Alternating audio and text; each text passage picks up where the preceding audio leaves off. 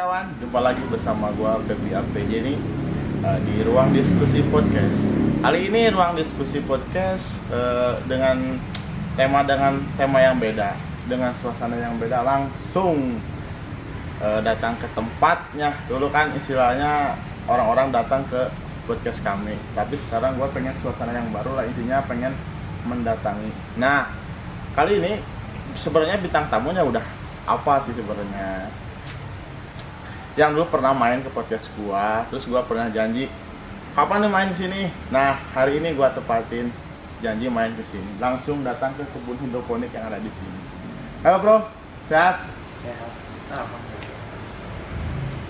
Nah, ini teman gua juga Yuda istilahnya. Ini Yud, kemarin kan gua udah janji kan istilahnya mau main-main ke tempat lu ya, istilahnya di dalam bergerak dalam bidang hidroponik. Nah sekarang gua, wah megah sekali ini, enak. Ya seadanya lah.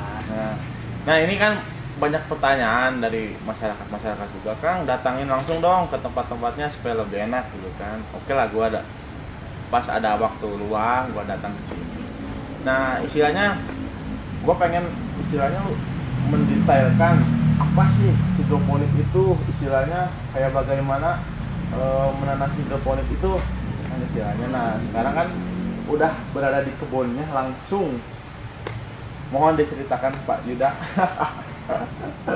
Jadi jelasin dulu hidroponiknya nih ya. Ya hidroponik dulu.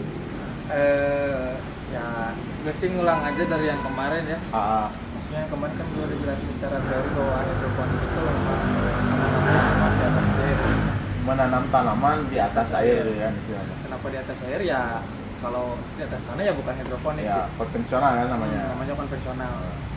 Nah di sini gue jelasin lagi bahwa secara gamblangnya hidroponik memang pertanian yang memang saat ini itu sedang lagi banyak-banyaknya atau booming-boomingnya digandungin sama berbagai kalangan. Benar.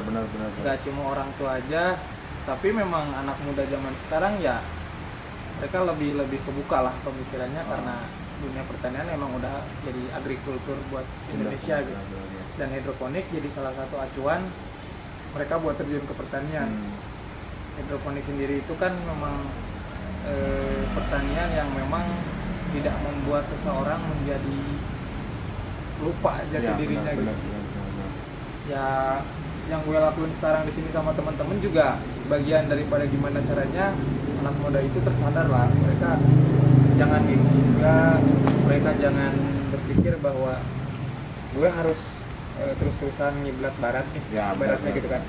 Karena kultur budaya Indonesia kan agrarismenya dari dulu tuh udah kena banget. Kita negara yang memang sumber daya alamnya itu melimpah ruah gitu kan. Sayang kalau nggak dioptimalkan gitu kan. Kita butuh memajukan Indonesia mungkin dari hal yang seperti ini. Ini adalah opsi yang gue pilih sama teman-teman gitu. Dan hidroponik sendiri kenapa gue pilih? Karena apa ya? Mungkin udah dari kecil gue suka banget sama yang namanya tanaman, sama yang hijau-hijau gitu. Meskipun basic gue sekolah teknik juga, malah dulu ya mungkin sempat ke industri juga. Tapi ya yang namanya hati kan nggak bisa dibohongin kan. Awal gue terjun sih ya iseng-iseng doang. Seperti yang udah gue jelasin kan, gue iseng doang. Cuma karena mungkin dari keisengan itu yang bikin teman-teman yang lain pun terinspirasi lah. Bahwa hobi itu bukan sekedar hal-hal yang memang hal-hal yang cuma dilakuin aja gitu, tapi enggak lah, tapi butuh buat didalamin juga gitu. Paling itu sih awal keberangkatan gue. Kita dulu satu pekerjaan lah istilahnya di salah satu pabrik istilahnya, dan lu istilahnya banting setir memulai kehidupan yang baru, memulai suasana yang baru istilahnya. Kenapa bisa kepikiran merintis di bidang pertanian ini? Sudah usaha di bidang pertanian ini? Ya, kalau dibilang mungkin jadi orang pertama sih enggak, tapi gue ngikutin nenek moyang juga. Karena kan nenek moyang kita bangsa Indonesia ya petani semua lah. Benar. Kedua ya gue ngikutin lingkungan yang lingkungan gue dengan sumber daya alam yang emang melimpah ruah, gue ngikutin itu. Apa yang bisa gue maksimalin di situ. Ketiganya ya tanya hati nurani, passion lo apa gitu. Dan ternyata passion itu kan berawal dari kesukaan gitu. Dari hobi yang dilakuin ya gue hobinya yang bertani sih. Jadi itulah yang gue kembangin sekarang. Dasarnya itu ya, hobi yang jadi yang terrealisasi kan gitu. Keren. Kan ini kan istilahnya dengan area yang gede ini kan istilahnya lu gak mungkin sendiri. Enggak lah. Istilahnya banyak kan pasti temen-temen lu yang berkecimpung dalam bidang itu juga.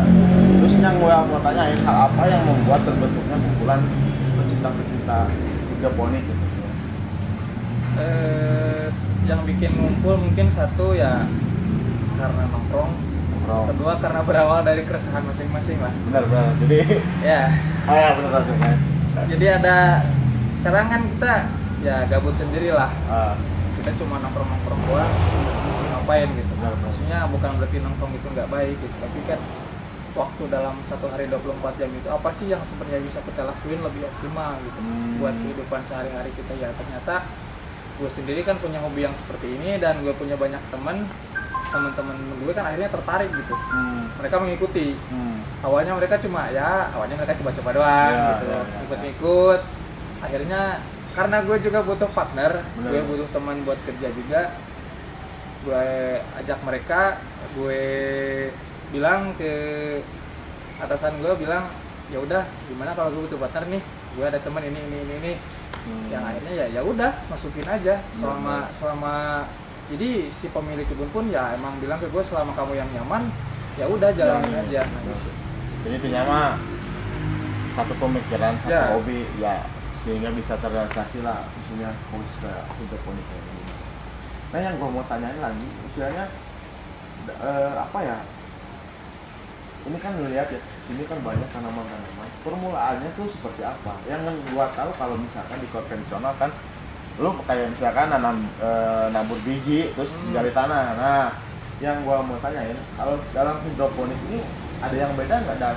Ada yang beda nggak dibanding dengan bertani secara konvensional? Beda jelas, karena memang medianya pun beda. Tapi dalam sebutan nama atau misalkan susunan tata cara sama aja, cuma media aja sih ya beda. Media yang beda. Awal permulaan kalau misalkan kita mau nanam seperti ini ya kita harus punya instalasi itu jelas. Instalasi hidroponik itu udah banyak macamnya dan salah satu yang emang gue pakai di sini adalah ini rakit apung jongkok. Ya, kenapa rakit apung jongkok? Karena ya dia seperti rakit di atas air. Jadi ini tuh bawahnya air kan, kolam, terus dipakein styrofoam yang ibaratnya raketnya ini buat si tempat tumbuhnya tanaman itu. Nah kalau awal kita mau tanamnya itu kita harus ada yang namanya semai. Nah semai itu ini gue tunjukin. Nah, jadi semai ini gue kenalin, ini namanya rockwool. Rockwool itu sejenis busa atau sejenis apa ya? Kayak busa ini ya? Memang kayak busa. Bahan dasarnya dia dari batu. Terus dia dibakar beberapa derajat Celcius gitu, jadilah seperti ini. Rockwool ini namanya rockwool ya? Ya rockwool ini bentuknya macam-macam. Ada yang lembaran, ada yang memang kotak, ada yang impor, ada juga yang memang lokal. Salah satu yang pengen gue tunjukin ini dari lokal. Ini lokal. Kelebihan kekurangannya ya jelas ada gitu. Cuma buat yang gue pakai tuh ini masih maksimal sih. Ini masih bisa gue pakai dan masih bisa ya, masih nyaman ya? Nyaman buat dipakai gitu. Nah, jadi rockwool ini dari bentuk yang lembaran gue potong segini biasanya, terus kita potong-potong lagi jadi kecil. Kayak tahu gitu kan istilahnya. Kayak tahu lah. Terus sebelum sama itu kita basahin. Ini basahin dulu. Ya. Habis dibasahin kita bolongin.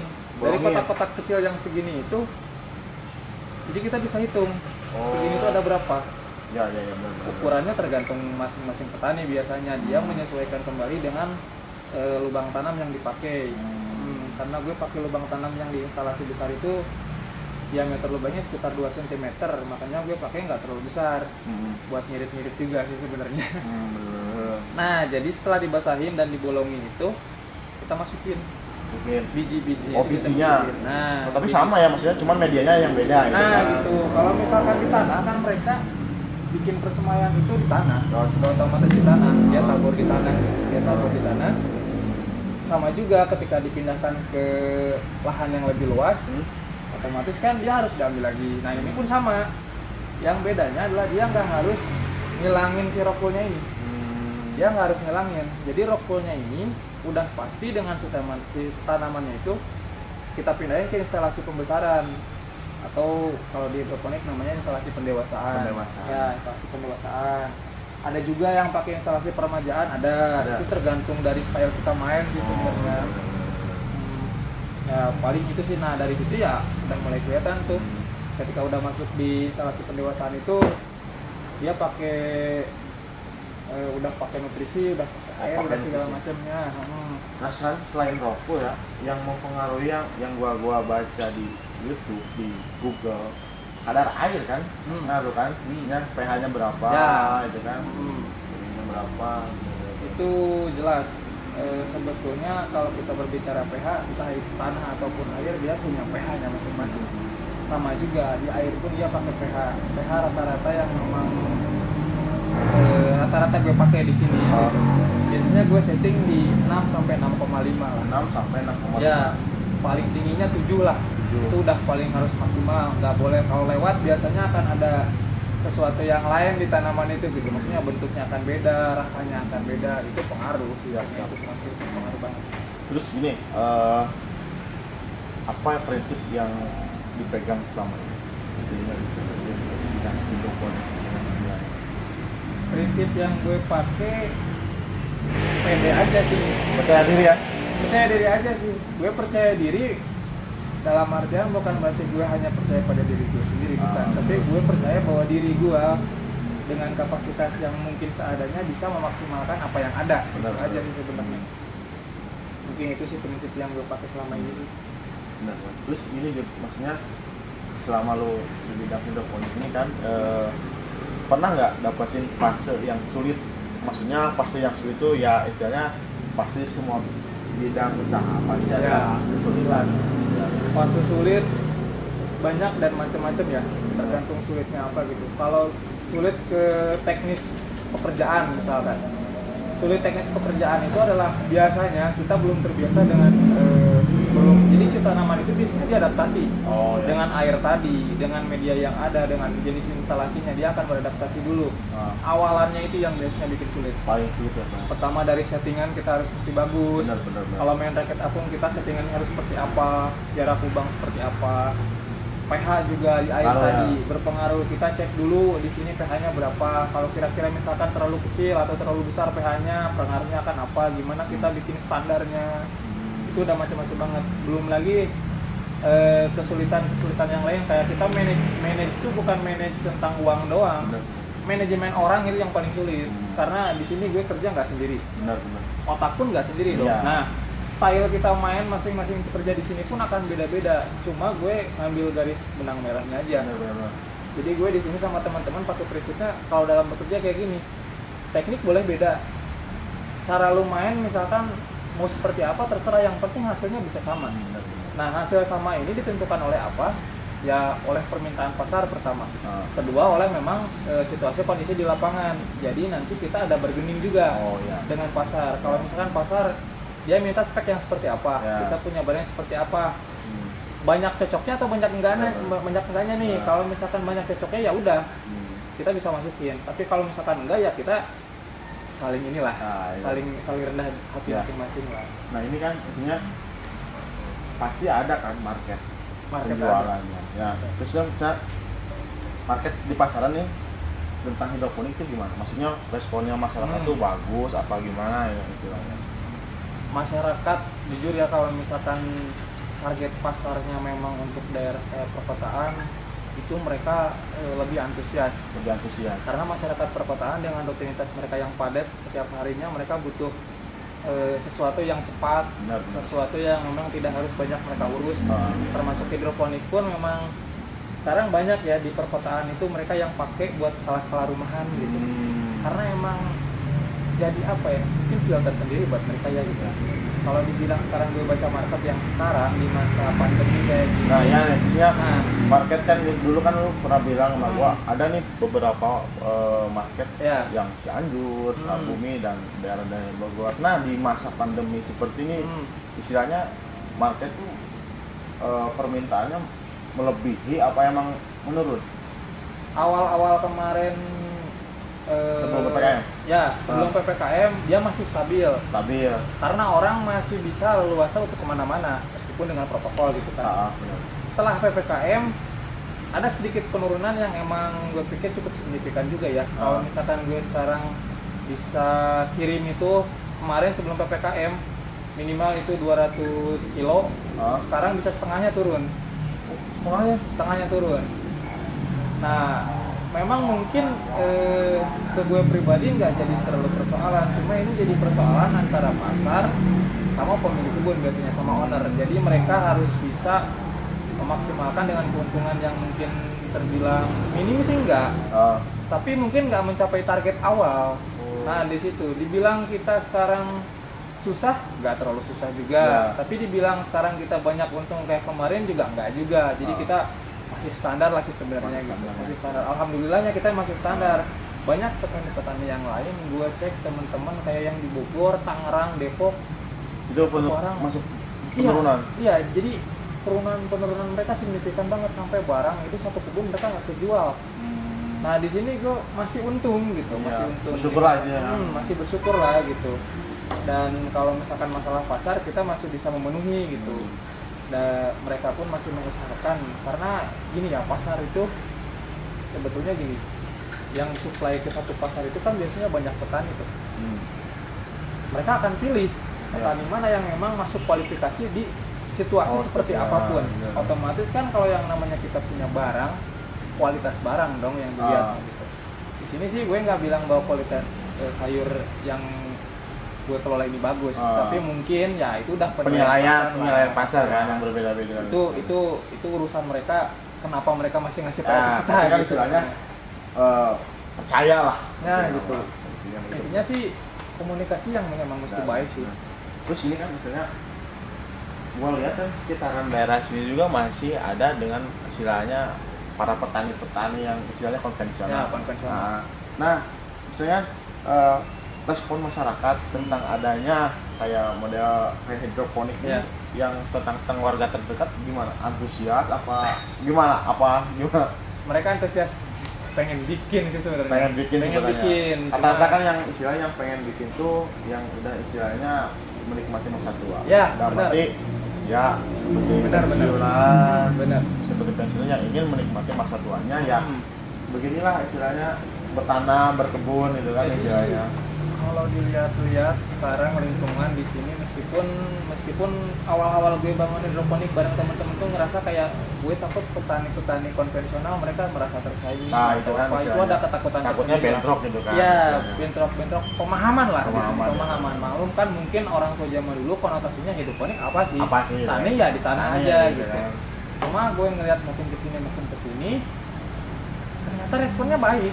Mereka malah bilang kalau bikin yang kecil ini nih, berapa nih yang skala rumahan? Kalau yang sedang nih gimana nih? Berapa budgetnya nih? Terus kalau punya yang besar, pemasarannya gimana nih? Dia udah berpikir sampai ke situ. Banyak juga dari teman-teman kita yang emang awalnya teman-teman kayak misalkan gue punya teman, orang tuanya punya modal, punya lahan, mereka juga pingin bikin gitu kan. Ya udahlah, ayo gue bantu kan sama teman-teman ya gitu kan. Ya maksudnya respon dari masyarakat gue lihat sampai hari ini sih positif banget sih, ya. Terus maksudnya tentang tadi balik lagi ke pemasaran, maksudnya pengalaman menawarkan produk ke konsumen itu kayak gimana? Ada istilahnya yang menolak secara terang-terangan, terus ada yang responnya baik juga kan. Terus misalnya gimana sih cara meyakinkan bahwa inilah hidroponik lebih higienis lah, lebih baik lah. Penolakan dan penerimaan barang itu pasti ada. Pasti ada. Entah dengan pasar yang belum kita kirim ataupun pasar mungkin yang udah kita kirim pun akan ada gitu. Cuma kalau penolakan secara kasar sih enggak lah, alhamdulillah ya, belum gitu. Bertahap lah ya. Mereka menolaknya karena rata-rata sih, oh maaf nih kapasitasnya udah penuh, udah ada yang isi awal-awal tuh sebelum kita punya pasar tetap. Sebelum kita punya pasar tetap, sampai hari ini kita punya pasar tetap yang memang menerima kita secara kontinu. Jadi dulu gue pikir ketika kita kelebihan barang gitu, gue gak akan diterima barang gue karena lebih. Ternyata mereka enggak, mereka malah bilang ya udah kalau bisa bikin satu lagi kebunnya kapasitas 20.000 lubang katanya. Waduh, saya pengen udah yang di Sukabumi aja semua. Jadi dia pikirnya biar nggak ribet. Iya, benar. Karena mungkin awalnya kita kirim barang bagus. Setiap kontinu kita kirim juga barangnya nggak mengecewakan gitu kan, meskipun ada reject gitu kan, tetap ada reject gitu kan yang namanya barang gitu. Tapi mereka tetap puas lah dengan hasil yang kita berikan. Nah, makanya mereka memberikan lagi kesempatan. Nah, sebetulnya kalau memang tidak masa-masa seperti sekarang, kita bisa buat bikin lagi gitu. Karena jujur dengan kapasitas segini itu kurang banget gitu. Makanya gue kemarin sempat bingung gimana maksimalin sayur buat gue tetap bisa ngisi kuota ke pasar tanpa harus gue ribet nyari barang kemana-mana lagi gitu. Itu sih. Terus ini Yud, pernah Anda merasa overthinking dengan istilahnya, wah udah bisa istilahnya bikin kayak gini istilahnya, jadi istilahnya over lah. Ya, gimana? Overthinking dulu ya. Overthinkingnya yang negatif mungkin pernah juga. Gue ngerasa kayak udah, jadi gue pernah di situasi dimana caranya adalah memanage orang supaya maksimal gitu. Jadi istilahnya overthinking yang negatif ya. Yang memanage. Sebetulnya bukan jadi urusan gue sebetulnya untuk memanage orang tersebut, gitu, memanage teman-teman gue supaya maksimal di kebun gitu. Cuma pemilik kebun mungkin ngerasa kayak gue yang terjun pertama waktu itu, jadi dia gue ngerasa punya tanggung jawab lebih besar dibandingkan dengan teman-teman gue gitu. Memanage mereka itu adalah ketika misalkan hari ini harus tanam 2 kolam. Ternyata nggak sampai karena barangnya mungkin semuanya telat. Mungkin karena situasi kondisi yang lain, karena waktu juga. Itu gue jadi berpikir gimana caranya gue bisa memaksimalkan pasokan sayur itu harus tetap ada. Nah itu, gue dulu pernah sampai kita kurang barang itu bukan dikomplain karena pasar itu bukan karena jelek barang, tapi karena kurang barang. Nah itu yang bikin gue stres. Gimana jadi caranya? Istilahnya barangnya jelek bukan. Jadi istilahnya komplainan tuh mana nih barangnya gitu kan. Jadi ya alhamdulillah kalau gitu ya. Bilangnya kayak gini, kalau misalkan ngirim cuma segini mending ke yang lain aja. Nah, jadi sebetulnya mungkin bukan mau ngekat kita sebenarnya, tapi bikin ya, supaya kita ya udah kita bikin lagi gitu. Sok atau bikin lagi gitu kan gitu. Itu sih sebenarnya yang bikin stres yang kayak gitu-gitulah. Tapi buat hal-hal lainnya sih gue menikmati aja sih. Karena gue lebih menikmati sih pekerjaan kayak gitu. Ya, simpel ya. Simpel. Terus maksudnya gini, lo kan sampai saat ini nih, gue lihat kan istilahnya termasuk orang-orang yang berhasil lah dalam bidang ini kan. Yang jadi pertanyaan gini, terus setelah ini kedepannya mau kayak gimana? Maksudnya apakah lo mau menambah hidroponik ini dengan berbagai-bagai di mana-mana membuka cabang gitu kan istilahnya? Planning banyak. Satu, planning di pengembangan sumber daya manusianya. Gue pengen nggak cuma kelompok ini aja. Ini kan gue cuma beberapa orang sampai ya mungkin 10 orang lah. 10 orang ini yang ibaratnya punya usaha yang sekarang jalan. Gue pengen nanti ada orang-orang baru lagi, entah itu teman-teman gue, entah itu saudara atau siapapun ikut gabung. Dan yang pengen gue kembangin juga di usahanya nggak cuma tentang hidroponik doang. Konven gue masih tetap pengen jalan. Jujur sampai hari ini karena kesibukan gue dan keluarga dan teman-teman, kebun bapak gue aja yang konven udah nggak ngurus. Kebun yang bapak lo yang konven ya? Ya, di satu sisi gue senang hidroponik jalan. Tapi di satu sisi konvensional yang bapak gue yang orang tua gue ini nggak keurus. Terbengkalai ya? Bukan terbengkalai, maksudnya belum keurus. Ya belum ada waktu lagi. Belum ada waktunya lagi. Ketiganya gue penambahan kebun udah pastilah. Gue nunggu saat-saat momen ini pandemi selesai, udah gas aja buat nambah kebun. Karena apa? pasar udah bener-bener wanti-wanti Membutuhkan. banget, dia udah hati-hati banget, jangan sampai kurang, karena melihat PO sekarang kayak gini kita nggak bisa berkecil hati. Ya. Mungkin besok akan melambung. Benar. Nah itu pede gue di situ, Ya, pede benar, gue di benar. situ. Iya, Karena percaya diri kan. karena balik lagi kan sayur itu kebutuhan primer manusia, Ya, kayak benar. daging, telur juga kan gitu. Makanya yang bidang pertanian seperti kayak petani, kebun, terus kayak perikanan, peternakan itu udah optimis mereka sebenarnya di situasi seperti apapun.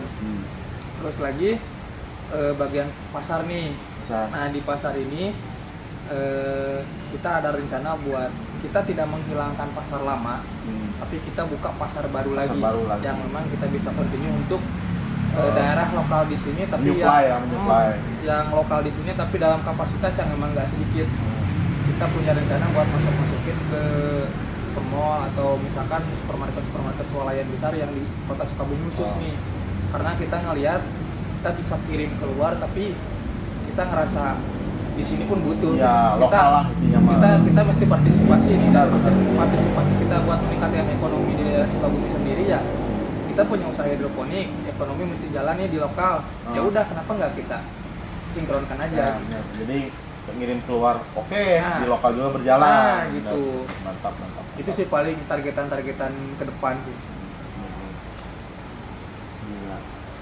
Gue tertarik sebenarnya kalau punya modal, punya lahan, istilahnya pengen sih belajar kayak gini lah. Tapi kan istilahnya sharing lah intinya. Nah ini pertanyaan terakhir mungkin ya dari gua. Pesan untuk seusia Anda dan kita lah intinya dan masyarakat, maksudnya gimana gitu? Pesan adakah pesan untuk seusia Anda gitu? Mungkin pesan gue buat seluruh masyarakat. Seluruh masyarakat aja. Pertama mungkin gali potensi diri masing-masing. Gali potensi diri masing-masing. Itu udah pasti. Pasti. Kedua, antara lu idealis dan realistis lu harus seimbang. Benar. Lu boleh, Jangan ego lah. ya, jangan ego. Ketiganya adalah jangan pernah malu ngelakuin yang emang belum pernah dilakuin orang lain. Selama itu positif, ya lakuin aja. Benar. Gitu. Termasuk yang mungkin gue di tani, orang lain mungkin malu ya, tapi gue enggak. Dan itu menghasilkan. Benar. Itu Jadi sih. intinya selama itu halnya yang kegiatannya positif, kenapa Ya. tidak dilakukan? Nah itu benar. Oke Yud, nggak kerasa ini waktu sudah sore, gua main ke kebun, langsung datang sini. Banyak pertanyaan juga yang istilahnya yang menyampaikan aspirasi masyarakat, banyak yang nge-DM dan istilahnya ke YouTube gua, Kang datangin, daya gua sekarang datangin lagi. Nah, secara real gua lihat gila emang benar. Jadi istilahnya untuk masyarakat juga kalau keinginan untuk memulai keinginan selama itu halnya positif, yuk kenapa tidak gitu. Orang lain bisa, kenapa kita tidak bisa? Nah, benar. Gitu. Intinya mah selama itu halnya yang positif. Oke Yud, terima kasih telah berbincang-bincang dengan Ruang Diskusi Podcast. Suatu saat nanti bisa main lagi ke sini ataupun lo main ke studio sana. Oke. Amin. Thank you.